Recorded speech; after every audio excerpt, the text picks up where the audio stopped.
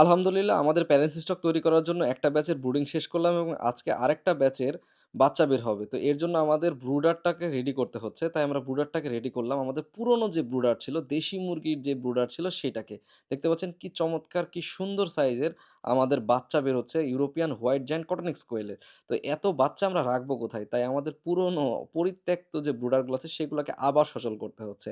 দেখেন আল্লাহ আসলে কোথায় যে কার রিজিক কিভাবে রাখছে তিনিই ভালো জানে। আসলে আমি চেয়েছিলাম কি আর পাইতেছি কি? আমি চেয়েছিলাম একটা দেশি মুরগির খামার করতে একদম বাণিজ্যিকভাবে বড় করে এবং সেটা মোটামুটি হয়েও গিয়েছিল এবং সেটা দিয়ে আমি সফলতার দিকেও চলে গিয়েছিলাম। কিন্তু আল্লাহ হয়তোবা চায়নি এর জন্য গত বছর আমার খামারটা একেবারে বার্ড ফ্লুতে ধ্বংস হয়ে যায়।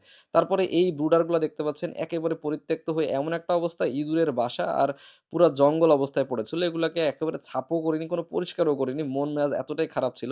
শুধু জীবাণুনাশক দিয়ে জীবাণু পরিষ্কার করে চুন এবং ব্লিচিং পাউডার দিয়ে এদেরকে রেখে দিয়েছিলাম। এখন আমার এই খামারে এখন যখন ইউরোপিয়ান হোয়াইট জায়ান্ট কটনিক্স নিয়ে আসছি, এরপর থেকে আমার খামারে এরা বাচ্চা দিয়ে, ডিম দিয়ে আমার খামারটাকে একের পর এক ভরাই দিতেছে। আল্লাহ হয়তোবা এখানে আমার রিজিক এভাবে রেখেছে, হয়তোবা এরপরে এর থেকেও খারাপ কিছু থাকতে পারে, এর থেকে ভালো কিছু থাকতে পারে। তাই আল্লাহর উপরে ভরসা রেখে আল্লাহ যা করবেন তাই ভালোর জন্যই করবেন, এটা নিয়াত করেই আমি আমাদের খামারের এই পদযাত্রা এখন আরেকটু স্টেপ বাড়াচ্ছি। আমার পুরনো যে জায়গাগুলো রয়েছে সেগুলো পরিষ্কার করে, পুরনো ব্রুডারগুলোকে পরিষ্কার করে, হালকা পাতলা করে পরিষ্কার করে আরকি এদেরকে আমি নতুন জায়গায় দিয়েছি। কারণ খুব বেশি সিরিয়াস হয়ে গেলে দেখি আমার খামারে প্রবলেম হয়। এমন একটা অবস্থা দেখতে পাচ্ছেন ব্রুডারের ওপরে যে বোর্ডগুলো ছিল সেগুলোও চ্যাপ্টা-ব্যাটকা লেগে গেছে। আর দিনকে দিন কিন্তু খামারের ব্যস্ততা বাড়তেছে। তাই আসলে এই যে বিটল পোকার যে মাদার করার জন্য যেগুলো আমাকে সাগর ভাই দিয়ে গেছিল সেগুলোও কিন্তু এখনো প্রসেসিং করতে পারিনি, সময় পাইনি। আর এখানে যে ব্রুডারে আমি কন্ট্রোলারটা লাগাবো, কন্ট্রোলারটা দেখতেছি নষ্ট হয়ে গেছে। তাই নতুন কন্ট্রোলার লাগাতে হবে। কন্ট্রোলার নিয়ে আসতে পাঠাইছি একজনকে। আর এইদিকে আমি আর শাওন মিলে আমার যে ইউরোপিয়ান হোয়াইট জায়ান্ট কটনিক্সের প্যারেন্টস স্টক রয়েছে এদের লিটারগুলোকে পরিষ্কার করে দিচ্ছি।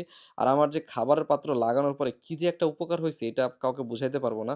কারণ এই লিটারটা আমার লিটারে আর কোনো খাবার ছিটায় পড়ে না। আর এখন আমি এটাকে কন্ট্রোলার লাগাই দিয়েছি। আপনারা প্রত্যেকেই ব্রুডিং করার সময় চেষ্টা করবেন কন্ট্রোলার লাগাই দিতে। তাতে কি হবে? বিদ্যুৎ একে তো সাশ্রয় হবে। ২ হচ্ছে আপনার বাচ্চাগুলো ওভারহিট কিংবা হিট কম বেশির কারণে নষ্ট হবে না। আমাদের যে বড় বাচ্চাগুলো আছে এগুলোর কিন্তু ব্রুডিং পিরিয়ড শেষ হয়ে গেছে। কিন্তু তারপরেও এখন যেহেতু প্রচণ্ড শীত, এই শীতকালের কারণে এদেরকে আরও আমরা ৭ দিন ৮ দিনের মতো ব্রুডিং করব। এবং এই বাচ্চাগুলাকে ৭-৮ দিন ব্রুডিং করার পরে তারপরে আমরা আমাদের যে বড় ব্যাচের যে রাখার যে জায়গা সেখানে আমরা নিয়ে যাব। এখনো কিন্তু আমাদের একটা পুরো ব্রুডার ওই ডান সাইডে যে ব্রুডার দেখতেছেন এটা কিন্তু পুরাটাই ফাঁকা পড়ে আছে। এগুলোকেও ইনশাআল্লাহ কয়েকদিনের মধ্যেই ভরে যাবে। কারণ ইনকিউবেটরের মধ্যে আরও বেশ কয়েক ব্যাচ বাচ্চা রেডি মানে ওইগুলা বের হবে কয়েকদিনের মধ্যে এরকম পর্যায়ে আছে। তো তখন আমাদের কিন্তু ব্রুডিং এর করার জন্য আমাদের বড় যে ব্রুডারটা সেটাকেও কিন্তু রেডি করতে হবে। আর আমাদের এই ব্রুডারের বৈশিষ্ট্য হচ্ছে নিচ দিয়ে কিন্তু নেট, মল সব নিচে পড়ে যায়। এমনই হওয়ার কোনো চান্স নাই। অ্যামোনিয়া না হইলে কিন্তু আপনার খামারে বাচ্চাগুলা মারা যাবে, পার্সেন্টেজ খুব কম হবে। আর এখানে কিন্তু খুব দ্রুত বড়ও হবে যেহেতু মলের দুর্গন্ধ নাই, খাবার খাবে ঠিকঠাক মতো এবং দ্রুত বড় হবে। আর আমি এই ইউরোপিয়ান হোয়াইট জায়ান্ট কটনিক্স এইগুলাকেও কিন্তু আমি প্যানেস স্টক তৈরি করব। যেহেতু আমাদের প্যানেস স্টক তৈরি হচ্ছে, আমরা নিজেরা টার্গেট নিয়েছি ১০,০০০ প্যানেস স্টক তৈরি করব। তো আমাদের প্যারেন্টসগুলাকে আমরা ঠিকঠাক মতো তৈরি করতেছি এবং এই ব্রুডারটাকে আজকে ফাঁকা করতেছি এবং এখানে কিন্তু নতুন আরেক ব্যাচ বাচ্চা চলে ঢুকে যাবে। এবং এইখানে এই ব্রুডারটা কিন্তু সিস্টেমটা আপনারা দেখছেন আমাদের এই ব্রুডারটা ৪ কোণ আছে, যেহেতু এখানে সুবিধা হচ্ছে আমরা একটা সালার বস্তা দিয়ে দিলেই হয়ে যায় এবং এখানে কিন্তু কন্ট্রোলার লাগানো আছে। তারপরেও আমরা প্রত্যেকটা ব্যাচ ব্রুডিং শেষ করার পরে সুন্দরভাবে জীবাণুনাশক দিয়ে স্প্রে করে তারপরে কিছুক্ষণ হিটে রেখে দিয়ে শুকিয়ে তারপরে কিন্তু আমরা এখানে বাচ্চা ব্রুডিং করি। তাই আপনারাও যখন বাচ্চা ব্রুডিং করবেন তখন এরকমভাবে প্রত্যেকটা ব্যাচ শেষ করার পরে ব্রুডারটাকে পরিষ্কার করে নিবেন। আর আমাদের উপরের অংশটাকে আমরা খাঁচা যেহেতু রাখবো সেই জায়গাটাতে আমাদের খাঁচায় যেহেতু সকল প্যারেন্টস স্টক থাকবে তাই এই জায়গাটাকে আমরা পরিষ্কার করে খাঁচা রাখার ব্যবস্থা করব এবং সেই খাঁচায় আমাদের প্যারেন্টস স্টক থাকবে ইনশাআল্লাহ। আর আমাদের দেশি মুরগির ডিম কিন্তু যেখানে সেখানে পড়ে থাকে। কারণ ওরা কোথায় ডিম পাড়ে আমরা নিজেরাও জানি না। আর এই জায়গাটা পরিষ্কার পরিচ্ছন্ন করে আমার পুরা এই এরিয়াটাকে আমি এখন প্যারেন্টস স্টকের জন্য তৈরি করব। আর সালার বস্তা দেওয়ার কারণ হচ্ছে এটা যেন নিচ থেকে সুন্দরভাবে হিট পায় এবং হিটে যেন গরম হয়ে থাকে। সালার বস্তায় কিন্তু মল খুব দ্রুত শোষণ করে এবং আপনারা যারা ব্রুডিং করেন তুষের মধ্যে, তুষে দিলে কিন্তু চোখে তুষ যায়। ছোট বাচ্চা কিন্তু তুষের মধ্যে নষ্ট হয় চোখ। তাই আমি ছালার বস্তার মধ্যে ব্রুডিং করি। এই জিনিসটা আসলে আমার কাছে খুব সহজ এবং মানে কি বলবো অল্প টাকার মধ্যে হয়ে যায়। তুষ দিলে কিন্তু খরচ আছে। আর এটা কিন্তু একবার ৳৭০-৮০ দাম। একবার কিনলে কিন্তু বহুদিন ব্রুডিং করা যায়। আর বাচ্চা যখন নতুন বাচ্চা আসবে সেই বাচ্চাগুলোকে ব্রুডিং করার জন্য ১ম দিন অ্যান্টিবায়োটিকের ডোজ করে এটাকে ১ম দিন এবং স্যালাইন দিয়ে এদেরকে বের করব। তাই এই ব্রুডারটাকে রেডি করে ফেললাম। আমার এখন বর্তমানে এমন একটা কন্ডিশন ব্রুডার কখনোই ফাঁকা যাচ্ছে না, ইনকিউবেটরও কখনো ফাঁকা যাচ্ছে না। এক ব্যাচ বের হচ্ছে আরেক ব্যাচ বাচ্চা ব্রুডিং এর জন্য তৈরি হয়ে যাচ্ছে। তো আমি সুন্দরভাবে এদেরকে পানি দিয়ে রেডি করে জায়গাটাকে গরম করে তারপরে হচ্ছে এদেরকে বের করব। ব্রুডারে অবশ্যই বাচ্চা বের করার আগে ব্রুডারটার কিন্তু টেম্পারেচারটা আপনারা রেডি করে নিবেন। কারণ টেম্পারেচার রেডি না থাকলে হুট করে ইনকিউবেটরের ভিতরে অনেক তাপমাত্রা থেকে বের হয়ে ঠান্ডা জায়গায় পড়ে যাবে, তখনই কিন্তু বাচ্চার ঠান্ডা লেগে যাবে। আর এই জিনিসটা যেন না হয় এটা অবশ্যই মাথায় রাখবেন। আর ফিড আমি গুঁড়া করে নিয়েছি। গুঁড়া করে ফিড এই বস্তার উপরে ছিটাই দিব।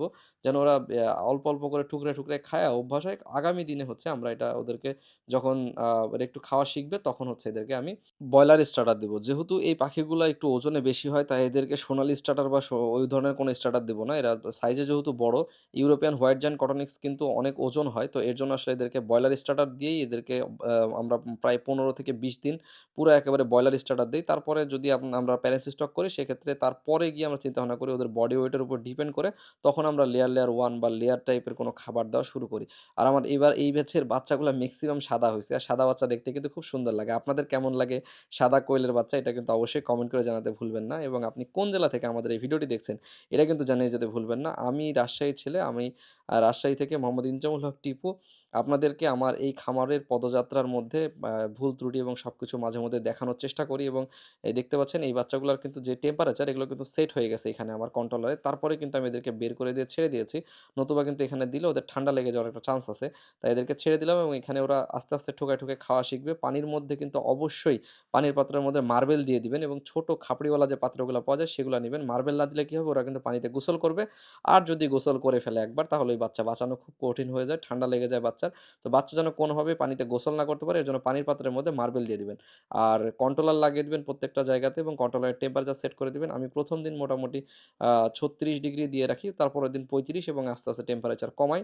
এটা আমার টেকনিক আরকি। এটা এখন আসলে আ সায়েন্স সম্মত কতটুকু জানি না। আমি এভাবে ব্রুডিং করে আমার তেমন কোনো প্রবলেম হয় না। আমি এভাবে ব্রুডিং করি। আর অবশ্যই একটু জায়গা ফাঁকা রাখবেন এবং উপরে কোনো কাপড়ের ন্যাকড়া বা তেনা কোনো কিছু দিবেন যেন আপনার উপরে অ্যামোনিয়াটা বের হয়ে চলে যায়। অ্যামোনিয়া যেন গ্যাস না থাকে। তো আজকে এর মতো এখানেই বিদায় নিচ্ছি। ভালো থাকবেন, সুস্থ থাকবেন। ধন্যবাদ। আসসালামু আলাইকুম।